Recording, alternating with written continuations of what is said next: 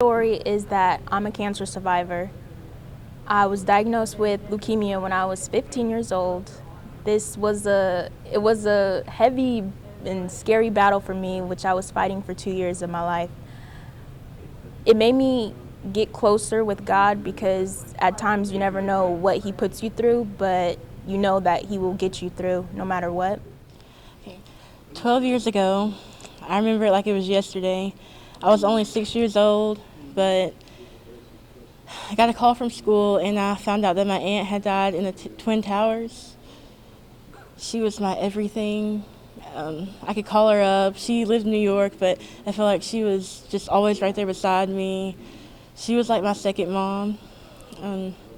Every time she came home, she would bring me movies and newspapers, and I thought it was so cool. And I always wanted to visit New York. But whenever she died, my whole life changed. I grew up in a little village in China, and I remember when I was about 5 years old, I had this big cyst on my right eye. It was as big as an egg, and nobody in the house knows what to do with it. Like, we didn't have the money to do surgery. We didn't have the money to buy any medication, and we didn't know is there any way to get rid of it. So it just, as days passed by, it just grew bigger and bigger. And I thought I was gonna lose my eye because I couldn't see through my right eye. And my grandmother always told me, she said, Dan, you'll be okay. And what could I have done? Nothing. I was little. I was young. I just cried because I was going to be different, because I was not going to be able to see things that I thought I was not going to be able to see things that everyone else going to see in the world. And so what I did is that I just pray. I didn't know I was praying, but I just prayed to this super being. I prayed to someone that I didn't know. I said, please just take away this. Take away this. And one morning, I got up and it just started to see this pus coming out. And my grandmother's like, come over here, come over here. And she just used this prickle and she busted. And she got out the little, I don't know what it is, but it was like this, when you have a tumor thing and when you take it out, that's how it looked like. But anyhow, my grandmother took it out and she put some of the herb medicine on it, and a few weeks after, I was fine. And I'm able to see, and I can see clear. I live in a community where there's guns, violence. You can call it the ghetto. People die. Kids die. Daughters get raped. But my house, my family,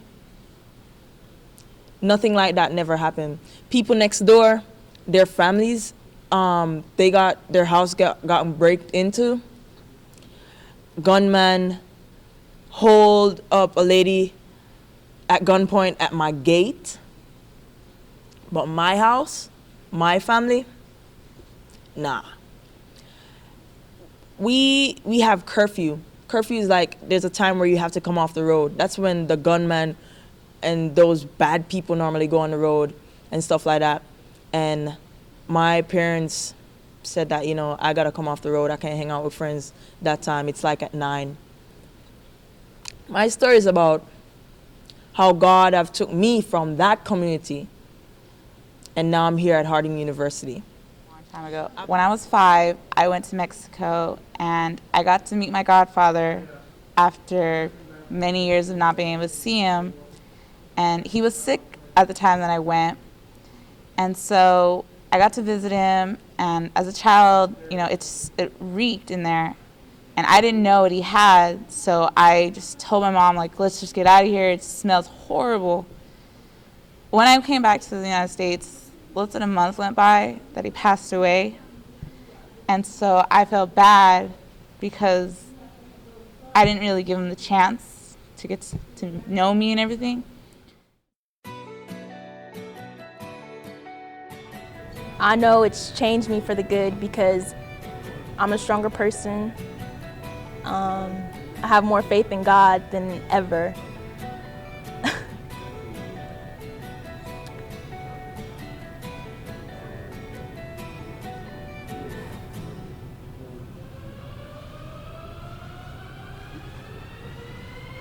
Till this day, it's still a big piece of my life because I've got through something that most people say they can't get through. And I feel very like I'm a miracle. I'm a miracle baby, as people call me. So I'm really happy to be here and tell people my story because this really is a testimony that people should hear and learn about. And that's all I have to say. There was just so much emotion, and I knew how much of a good person she was and how she helped mentor my dad. And I think that helped my dad become a better dad, and it helped me become a better child because you never know when someone could just be cut from your life. It could be any moment.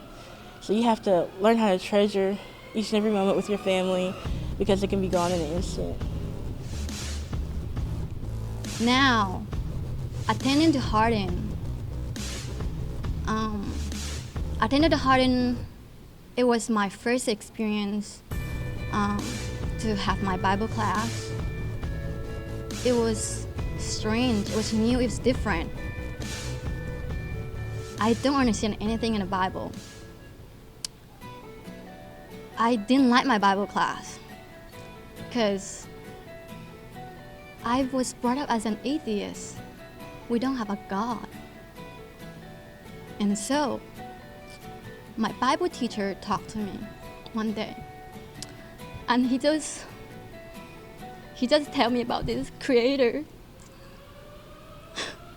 who died for me and saved my life. And I just reflected back and think about all this stuff. And I say, yes, he was there. And he was there when I needed him. And he healed me. He gave me vision. And 2 months later, after attending Harding, and I got baptized. And today, I'm just not someone who's able to see the world. Today, I'm a Christian. And that's my story. This famous gospel artist, his name is Lecrae.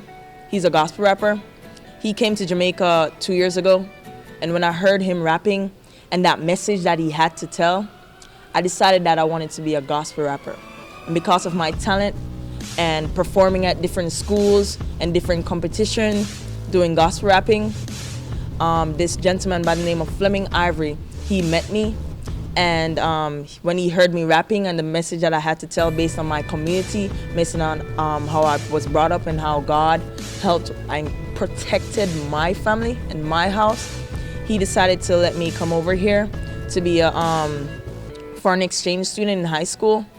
And then after high school, I went back to Jamaica. And then because I did soccer, and that's how I heard about Harding. And with that experience, that allowed me to have the opportunity to come over here.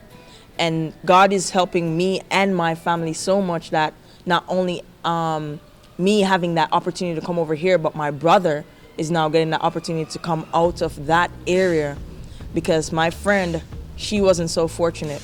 Her brother got killed, and that could have been my brother. So now he's getting the opportunity to come over here. My other brother is getting the opportunity to leave that area, and now my mom is getting the opportunity to leave that area. So I just want to thank God for helping me to get through that situation, and I rejoice. And if it wasn't for Harding, I would still be there. I could be that one girl who got raped. I could be that one kid who died. So God took that negative and made it into a positive. So that's my story. Every person that I meet, because he left at so early in my life, like every person that I meet, you know, I have a strong connection with. And so, you know, when people say bye, I feel like they're going to leave me forever, like he did. And so, you know, I never say goodbye. It's rare. I usually say I'll see you later, because I will see you later. And, you know, I just work hard every day, you know, and I meet new people and I enjoy it, and I just want to make something of myself. That way, you know, when I go to heaven and I see him again, he can look at me and just be like, I am so proud of you for all you've accomplished. And that's my story. Everybody have one story. 每一个人都有一个故事。 Todos tenemos una historia.